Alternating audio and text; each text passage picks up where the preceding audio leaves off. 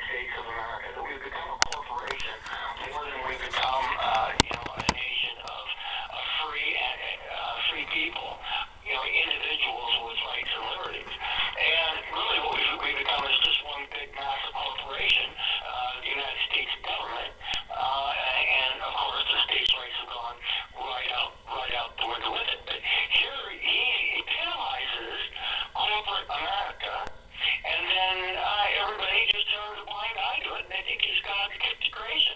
I mean, let's take just a real quick example.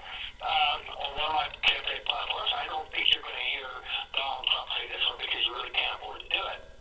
And that is I want to end the Federal Reserve like John F. Kennedy. Sure, right. A lot of people, he really realizes that Kennedy actually abolished that, and 2 days later he was dead in Dallas.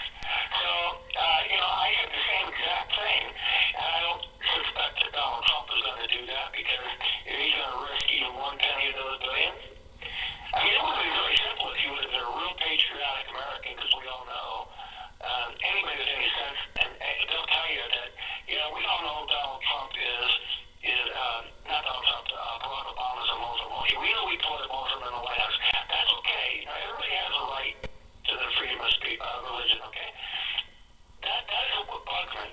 But, I have a friend down in San Diego that's a retired Secret Service, and he was in the Secret Service during Jimmy Carter's administration and also around with Ronald Reagan, around that same time frame. And he's got sources inside the White House.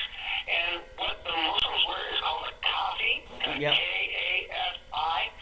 Okay, well, Barack Obama, while he's inside the White House, he wears the kafi. And also, he plays the East, 5 times a day. Yet we're told he is a Christian, that that he isn't a Muslim. Okay, now, like I said, look, I don't care if he's Muslim. I don't care if he's an atheist. It really doesn't matter to me because in this country, we have the right to, worship as we see fit or don't see fit. It's up to us as free individuals. But to lie to his teeth and then have these thousands of ISIS and militant fundamentalist Muslims come across again, and this is a big eye opener for me. Is I've been able to get a hold of it and make a lot of contacts with people that really have the pulse on America, because these are common people, and they're willing to talk to me, and they're telling me what's going on Sure. across the nation. Yeah, and, yeah. they had a bunch of buses here recently come across, and they figured out the mathematics, and they figured there was 111,000, mind you, 111,000 people crossed the Mexican border in Texas to all points of the compass in the United States. And these people have their Korans and their prayer books. Right, exactly. And they're supposed to be. Yeah. They're supposed to be Christian refugees. Right. They're not. They're not. Muslim fundamentalists that are going to be used against us. And I don't know if everybody remembers it, and people try to scratch their head and remember these things, because like an elephant, I don't forget things. That's why when I heard Hillary Clinton say that Barack Obama wasn't eligible to be president, it was like a lightning bolt struck. Hang on. Hang on a second. Let me stop you there. Here's the thing. You just said earlier that they're all Muslim refugees. None of them are the Christians. Where are the Christians? Who is taking is anybody taking any of the Christian refugees? That seems to be the real refugee problem here. We know what's going on with a lot of the refugees, okay? When Germany opened up their borders, and a lot of them did scramble across, into Europe. Right now, they're having fits and stuff, with immigration. We made a huge mistake.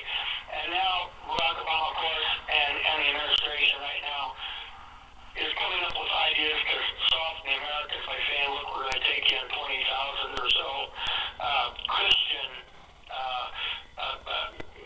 refugees. Syrians trying to flee persecution, religious persecution. But the whole point is, there's enough area in Levant to where everybody, the refugees can go everywhere. They could go to Syria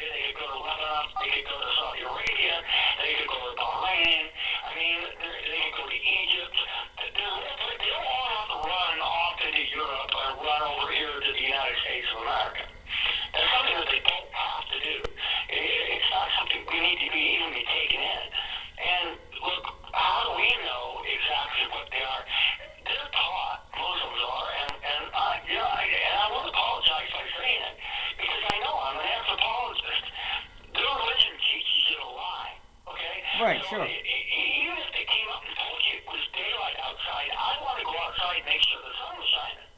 Because they are told to lie to the infidel and to do whatever they need to do to get whatever they want through. And that's why I said Barack Obama sitting here praying, to Allah, at the same time telling us that he isn't Muslim, which, because he's a usurper, makes him a clear and present danger to the people of the United States, which means we should be arresting him. Mm-hmm. Now, I'm not sitting there talking about, and I'm going to tell you what's going to happen, and I'm going to be going through this thing. Next stop is Iowa. After we get through with Florida, we'll be heading out to Iowa. So we'll be on the circuit. But I'm going to tell you what these politicians, these polished politicians, and don't kid yourself, Donald Trump's a politician, okay? You call him a real estate agent or whatever you want to, but understand what a politician is. It isn't somebody that's, running for political office. It's the way that they interact with people, the deals that they make, what they're doing to society, and what they're doing in the government. It's just not just running as for president or governor or things like that. He's definitely a politician because in my own heart, I think that he's going to end up dropping out, way before too long, just as soon as he can assure that Hillary Clinton manages to nab the nomination instead of Bernie Sanders or Biden or whoever happens to be running or whoever who's running for today or you never know what changes. But the words are going to be said, and I'm going to tell you right now, and I can come back and I can tell you so. You're going to hear something like this on Inauguration Day if Donald Trump gets elected. Something like, my fellow Americans, we have so many problems in this country right now that we all have to set aside our differences and roll up our sleeves and work together as hard as we can to make America great again. Yeah. We're going to get that speech. And that's not the problem. The problem is a fundamental problem, and that is our government is completely wrecked. It is non-functional. It's broken. It's a piece of trash sitting in the corner, collecting dust. And somebody's going to have to get in there and repair it. And of course, that's my main platform. The slogan of the campaign is to restore the Constitution to its original form and intent. And that's precisely what I plan on doing. Is we have to get back to some sort of normalcy, and really, I think we're going to have to work together as a nation because we're so corrupt.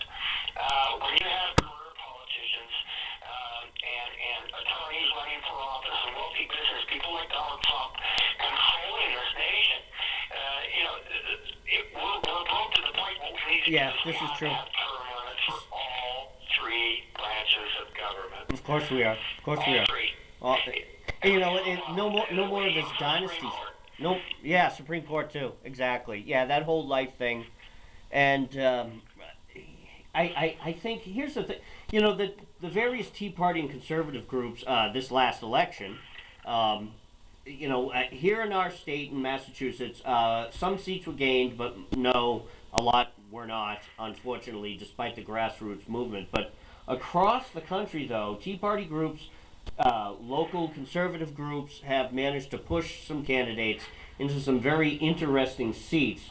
And I remember last year when I was doing the interviews, we saw that movement, but there was no support from the Republican Party. There's no support going on now for these grassroots people from the mainstream Republican Party. But yet we're still gathering wins. We're not winning them all, but we're still gathering wins. I don't mean wind like the wind that blows. No, we're gathering wins. Like we're winning elections on the local level. What's going on in your area, in the local government? In California, what's going on in California? Yeah, with some of the local elections that are going on out there, and in your area specifically. It's hilarious. Here in California, it's a weird dynamic. We have, a couple large cities, as you know, San Francisco, Los Angeles being the second one, San Diego being third, and understanding that Orange County in Los Angeles is basically pretty much Republican, and all the military bases, like down there in San Diego, are pretty much conservative. And of course, where I live, up in the mountains, we're hillbillies, so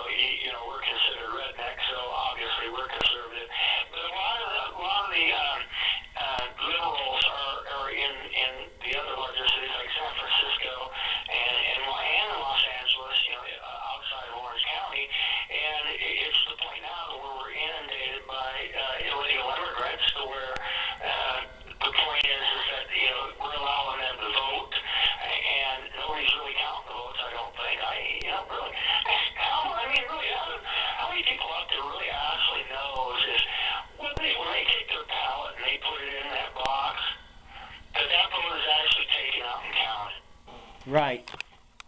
I mean, do you know that for a fact? I don't. I really don't know. And I've become so cynical over these last, well, since, like I said, I've been doing this since 2005, and like I said, the first election I started running for was in 2008, and that was because the court said that, okay, you want to bring a case up against Barack Obama to prove his ineligibility to become president, then you're going to have standing. So I jumped through all the hoops and did everything that they wanted to do. Not one court, looked at the case based upon the merits of the case. Now, I mean, you would think that if you haven't provided one shred of evidence who you are, okay, I can tell you that I'm Superman right now, okay? Now, unless I could, leap a building, in a single bound, or I'm faster than a speeding bullet, or I'm more powerful than a locomotive, I'm just John Albert Grenade Jr., common, ordinary, 200-pound, 6-foot man. That's it. And Barack Obama walks in there, says that he is who he isn't. We got the proof saying who he isn't. And then when we try to prove it, and when we say we got the proof, and they know we got the proof, they deny us our due process of law, which every American has. And, of course, everybody, jumped on the bandwagon on that. I think there must have been, at least a half a dozen attorneys that jumped on that. And, I was like, well, I wasn't exactly the first. The first ones to do it were Alan Keyes. And when they ran for president, of course, the court shut them down because they said the election had already been held. So that's when I went after, Barack Obama at that time. But that's then this whole situation of who has standing and who doesn't. And I say every American alive has the standing to know whether the person that runs their country has the authority, under the Constitution, to hold that office. And I'm telling you, he doesn't. And we're paying the price right now. Obamacare. I just heard an anecdote today. Now, hey, hang on. A guy that works on my campaign, a worker with him, works at Dairy Queen. She's 63 years old. Okay, her Obamacare went up to $9,000 a year. Okay, she doesn't even get paid that much. She has a $7,000 deductible. So much for the Affordable Care Act. I mean, the bottom line is this guy is going to slowly but surely ruin us. And then, if anybody thinks Saul Alinsky, a.k.a. Soros, Al Capone, and Mitty, Hillary Clinton is going to do anything about it, they're out of their minds. Absolutely. It's just not going to happen. It's just not, unless we get off our hind ends and look at somebody that's, has the education, understands how the government works, and then get out there and support that person. Because when you got 200 million people that have voted for a person, and you're looking around to find out, hey, who'd you vote for? And you can't find anybody else except for one person, then we might get to the bottom of the problem in this country. Absolutely. Very good. That's fantastic. What a great dissertation you just gave. Yeah, I was watching the clock. You spoke nonstop there for about 20 minutes. Well, that's most you got out of me for a while. My voice has been really, I've been trying to rest as much as I can because at this summit, they're going to expect me to speak. And now, what are you going to talk about? I may be able to debate Mr. Trump. Hey. We know that Cheney's going to be there, but we'll see. John, what are you going to talk about? Now, do you have to give a speech there to this group? Give us a little bit of detail of what you've got to do when you're down there. Well, actually, down there it's, schmoozing, the politics. It's the out of the way, getting together with the different PACs and stuff like that, raising money, getting to know people and all that kind of things. And then, of course, I guess the Democrats and the Republicans get together. Of course, we know that no such thing exists as Democrats or Republicans anymore. They're an oligarchy. It's the good old boys club, and then that's when I may be able to debate these guys if they don't chicken out. I say chickens out before he debates anybody. But especially me, because I'm not going to let Donald Trump get away with, saying how much he's done for this What? country or how good he is for this Sure. country. What It do you? doesn't matter to me that he's made $1 billion. People don't realize that he's a billionaire, yeah, but he got $200 million from his dad, and he was selling New York real estate. Well, you have to be pretty bad not to make money doing that. Now, give the guy his dues. He's made billions, but then again, people have forgotten about that little thing called the limited liability corporation law. And there's that corporate America crap again that we're talking about. Right. He goes bankrupt. His personal assets are protected. So what they do is they rearrange his assets that he went bankrupt on. A lot of people don't understand that he went bankrupt 6 times. And what, do we want to take the chances of him going bankrupt in America? I really don't think it's even worth the chance. Bankrupt 6 times. And, of course, But we're already bankrupt, John. So it doesn't matter. We're already bankrupt. It doesn't matter.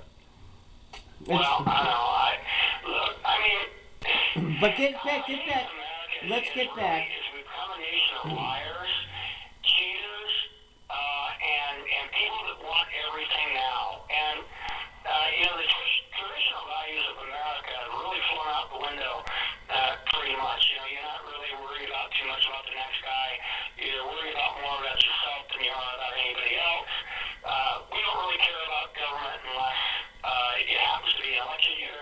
And then what is it that you're going to give to me, as opposed to what are you going to do to make this country better? Yeah, I understand that, John. John, hang on. I understand that, but to a certain degree, I got to disagree a little bit. Is that I think that there are a lot more people waking up more and more all the time, and I think a lot of it has to do with the fact that the internet is so powerful now that people turn away from mainstream television. I mean, look at the ratings. The ratings for some of these other, for like CNN, CNBC, I mean, the ratings are tanked, and what they did at the debate, brings me to my next question. Well, I want to talk a little bit about the debate. But, I mean, from the last one that they did at CNBC, I mean, that was just so bad, and it was so blatant that everybody knows now. Everybody sees this. So I think a lot of people understand that this has got to be a different election, which is why I think you see such high numbers for Trump and for Carson. But let's get to the debate. What do you think of not just the CNBC one, how about the Fox News, the CNN debate? Oh, I mean, it's the same format that we keep seeing all the time in every single debate. There were really no substantive questions. It's just a tit-for-tat type of game. All 3 of these debates, Fox News, all 3 of them, have been roughly the same, just tit-for-tat stupid questions as opposed to getting to the substance of the debate. How are you going to be able to deal with that? I'm sorry. How? Well, here's the thing. And I have to stop myself from doing it a lot too, because I'm learning as you go. I'm one of those on-the-job training type situation, because I don't consider myself a politician. I consider myself a statesman. But then again, when I start, making ad hominem attacks, like if I say that Donald Trump he's got $1 billion, how come he's got a dead squirrel on top of his head? Well, really, what does that have to do with Donald Trump, the man? It absolutely means nothing. It really doesn't. But it makes me feel good when I say it. But here's the thing with the Yeah, it doesn't get anywhere. What they're doing is that they're doing what they've done every single time. It's not something like, okay, Mr. Candidate A, the nation's economy is in a shambles. What are you going to specifically do to get jobs back to the United States? And then the guy will start off answering it, and instead of getting to, from A to B, I do sometimes when I'm talking on a show, like 20 minutes rant or whatever I give it. But the bottom line is that he never gets to answer on the question. And then it turns into a ball that, I did this, or you did this, I did this, you did that type situation. I see what you're saying, right, it does. Monkeys throwing, excrement at each other. That's about what it looks like to me. It's really hard for me to even bring myself to listen to debates. Usually what I end up doing is catching what they said afterwards, because it makes me so angry that I don't want to throw or set my TV and destroy my TV, like Elvis Presley did when he got mad at he shot his TV. I can't afford to do that. I don't have that kind of money. But at any rate, the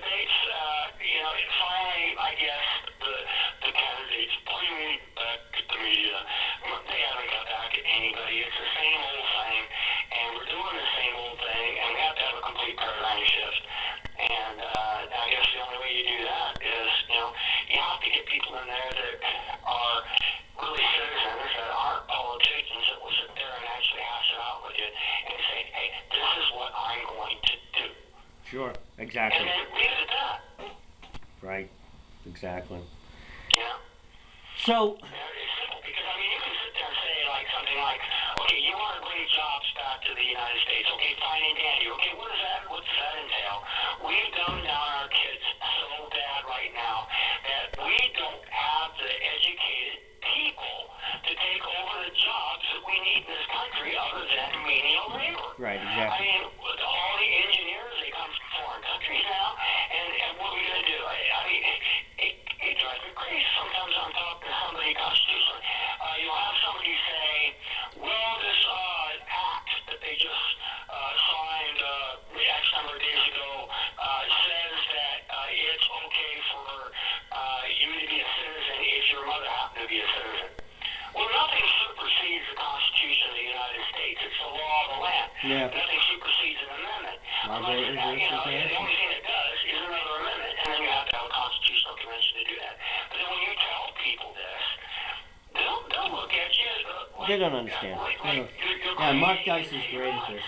Mark Dice is great at, I don't know if you've seen any of the Mark Dice videos on YouTube, and that he does. He basically asks, it's like an interview on the street type thing, and he asks people things like, you know, do you think we should get rid of the First Amendment? And he actually shows up with a petition, and it's officially written and everything, and then he starts explaining why the First Amendment is bad, and then people are like, yeah, I agree, I'll sign, yeah, sure. And then they sign the petition, you know, stuff like that. It's just, yeah, and he goes on, there's a whole... Supreme Court saying that it's okay to kill your grandmother if she's dying. That's Oh, yeah, I heard about that law. Yeah, I'm all for that law. Exactly. Exactly. So anyway, I want to move on. Let's move on. Let's move on again. I don't know how much time you got. You got a little bit more time? Here we go. What I wanted to, Rand Paul released his tax plan as well, and Donald Trump was talking about taxes and flat taxes. You were talking about that. Give us the benefits of that. What would that mean for an average guy like me who works 9 to 5? Well, I'll tell you why a flat tax would do pretty well. I mean, first of all, everybody has to understand, the United States of America does have the right to tax, okay? Once you dispense with that whole fact, because you'll get all those people arguing with you telling you that they don't have the right to tax, then you can start talking about what kind of tax that you're going to have. But, they say income tax is illegal. Okay, you can keep on going with the income tax, so why would you want it, double, triple dip, charge somebody's family, for inheritance tax? I mean, did the government really go out there and earn that money? I mean, is it something that they earn themselves? Things like that. And, you can get around to allowing, say 10% of your income to be taxed. No loopholes. Everybody pays the same amount. You make $100, you make $10,000. 10% goes to the government, and then of course you could put it in the bank you want, let it grow all you want. And if you go out there and you buy something, you pay taxes on it. The government would get their fair share of money, but no, I have never seen the government ever once come up there and say, well, if you lose your money, we'll cover you. Yeah. And it's always, it's their money. It's their money. It's not our money. They earned it. One of those type things. And what it benefits the common man is that, heck, if you only have one page to fill out at the end of the year, and you say, okay, I made X number of dollars, I multiply that by 10%, I owe the government X number of dollars, pay them off, you're done with the result, with goodbye, see you next year. And then that allows you to do whatever you want with the rest of your money way, and they don't come after you again to double, triple dip, and right, they do. That's where it is. It's always a triple dipping. Here's the other thing too, is that I would actually go so far as to just declare absolutely no income tax at all, and go straight to a consumptive tax. And yes, I understand that there's other taxes and fees for applying for government, for applying for permits, things like your driver's license, all the other types of fees that you have to pay. And I know a lot of that is on the state level, but as far as the federal government is concerned, they've got, every time you pay, believe it or not, and you know this, John, every time you pay a state tax, let's say it's 6% or 7%, There's also a percentage of that state tax. Let's say you're paying 7% in state A. Okay, about 2% of that 7% is what the state has to pay back to the federal government. So if you just completely eliminated income tax, and I know what the left is going to say. They're going to say, "Oh, that means the rich will get richer." Who the fuck cares? Who cares? Who cares if they get rich? It doesn't matter. It doesn't matter. Well, the Constitution doesn't say you don't have the right to go out there and earn as much money as you possibly can, but the bottom line is you have to make it fair for everybody. And of course, you get the people that say, "Well, you drive Mercedes, I drive a Volkswagen." Well, then get your hind end out there, get your education, whatever you need to get to go out so you can drive that Mercedes. Right, exactly. You're right. A hybridization of a flat tax and a consumptive tax on top of that is essentially what I get to.